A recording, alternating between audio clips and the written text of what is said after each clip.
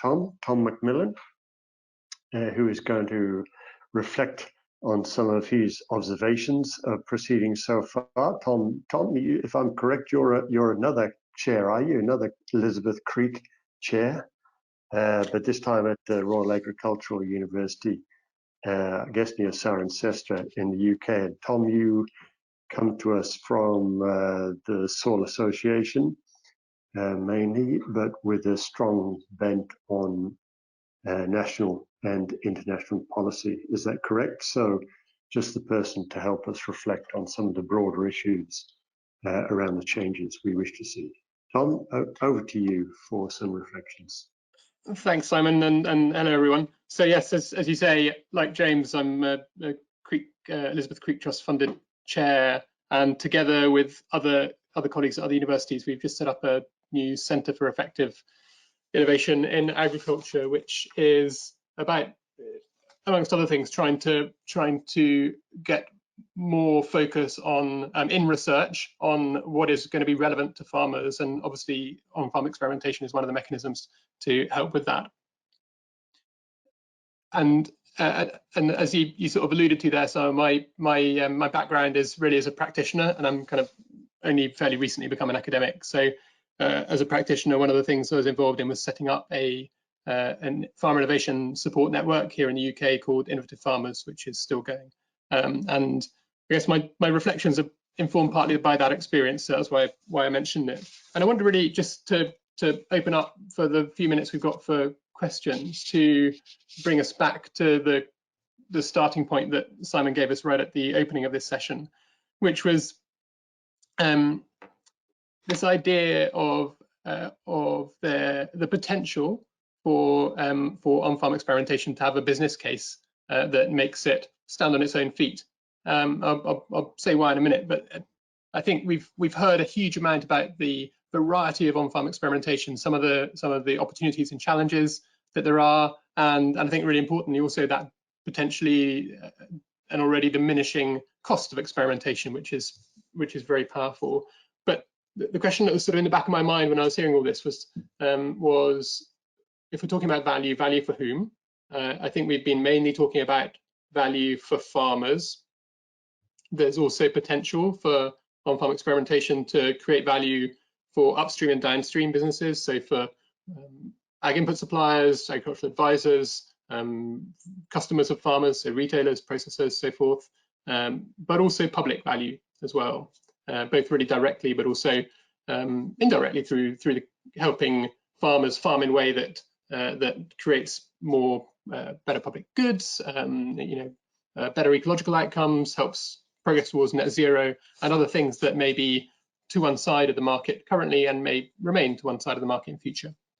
So to Simon's question about the business case for on-farm experimentation, I think behind that was some ideas about independence. So the idea that on-farm experimentation can help farmers be increasingly independent, kind of independent controllers of their own destiny in a way that sometimes can seem quite a struggle when they may be depending on others for advice. That advice may be generic, it may not suit their circumstances, and so on. And I think that that's reflected in the quite strong farmer-first kind of ethos, the farmer-centered ethos there is within on-farm experimentation that McMillan and others have mentioned.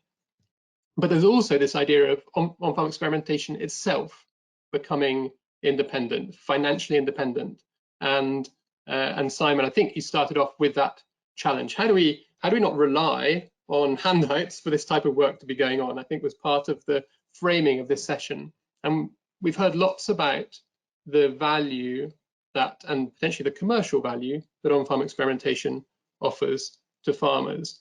But I just wanted to reflect on whether it's realistic, that aspiration that that on-farm experimentation can pay its own way. And I guess my take is maybe some of the time, but probably not as a rule, not generically. And I think that's fine. I don't think that's as much of a problem as maybe, and this may be a question for debate, maybe as Simon and you were suggesting it might be. So the reason I think it is maybe not always going to be realistic for on-farm experimentation to pay its own way is, I think there's a perennial challenge within farming in retaining value. So like I say, farmers have a kind of ongoing challenge retaining value when they manage to create it and increase it in a value chain where a lot of other sometimes bigger players and sometimes players with more access to data. Now, on-farm experimentation can start to shift that dynamic and maybe address some of the data asymmetries there might be and information asymmetries there might be, but it doesn't resolve it entirely or make it go away. That will remain a challenge. The second reason is that, and this is kind of an observation that again others may have data that refutes it or data that supports it, but my sense is that often farmers seem to appear to undervalue advisory services relative to the potential impact on their business. So you've often got, for example, here in the UK, farmers often rely on kind of bundled advice, free advice bundled with paid for products, and it seemed easier to pay for the products and get the free advice rather than necessarily pay directly for the advice. And I expect there are very good drivers and reasons why that's the case, but it feels like a phenomenon that exists and will probably be with us still. And on-farm experimentation is kind of a support service, an advisory service in some sense, and one which carries with it perhaps even a higher degree of uncertainty and risk than other forms of advice because it's experimental. And so it's subject to, again, that same ongoing challenge. And then the third factor is that much of the value that gets created isn't privatizable, doesn't fall to the farmer in the end anyway. So there's, like I mentioned earlier, lots of potential public value that on-farm experimentation can contribute to. And several of the speakers, but Roger, for example, mentioned some of the areas where on-farm experimentation might yield public value as well as private value, and farmers may not be able to justify paying for that. So I think the current state of play is that farmers who get involved in on-farm experimentation really value it. I think that's often sufficient. That value is often sufficient to justify them contributing their time, their own resources, going to some lengths to be involved. I think often though the kind of overhead cost, the cost of getting lots of farmers working together, those shared costs tend to be a little bit harder to land on participating farmers, even if theoretically on paper there'd be a business case for them covering that full cost of on-farm experimentation.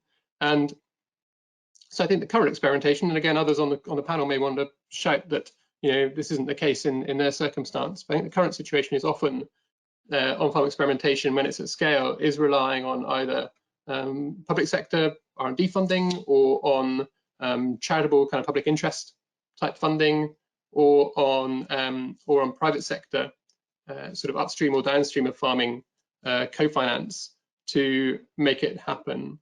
And I think that will likely continue to be the case. I think the private sector, the upstream and downstream funding, is a double-edged sword. It can be really helpful. It can make things get moving. It can go hand in hand with the development of more sophisticated and user-oriented support services, which is great. But it also is, perhaps it does less maybe to address that potential of on-farm experimentation to help farmers be owners of their own destinies. With that idea that it supports their independence, it doesn't necessarily contribute to that, with the possible exception of, for example, the co-ops that James mentioned as people who are businesses that were helping to enable on-farm experimentation. And that's why, just to wrap up and kind of finish this reflection off and open the floor, I think demonstrating the public value of on-farm experimentation is also really important, and as important in some ways as demonstrating that vital value to farmers. And there's ways to do that relative to the value of current public investment in research and development, in research and innovation. So that can be a benchmark. but there's also in many countries farm payments that are designed to deliver public value, and in some cases on-farm experimentation can be benchmarked against those, and when it comes to return on investment. And I think that becomes especially important, that benchmarking of public value against of on-farm experimentation against existing public contributions into agriculture and agricultural R&D is especially important in countries like here in the UK, where the combined value of the combined quantity of public finance going into agriculture is kind of on a scale comparable to the private value of the sector. So I'll stop there. It was really just to try and bring us back to Simon's starting point about why we might want to have a conversation about value of and value creation of on-farm experimentation, and where that I guess where that leaves us in terms of the further development of this whole area of science and practical innovation. Thank you.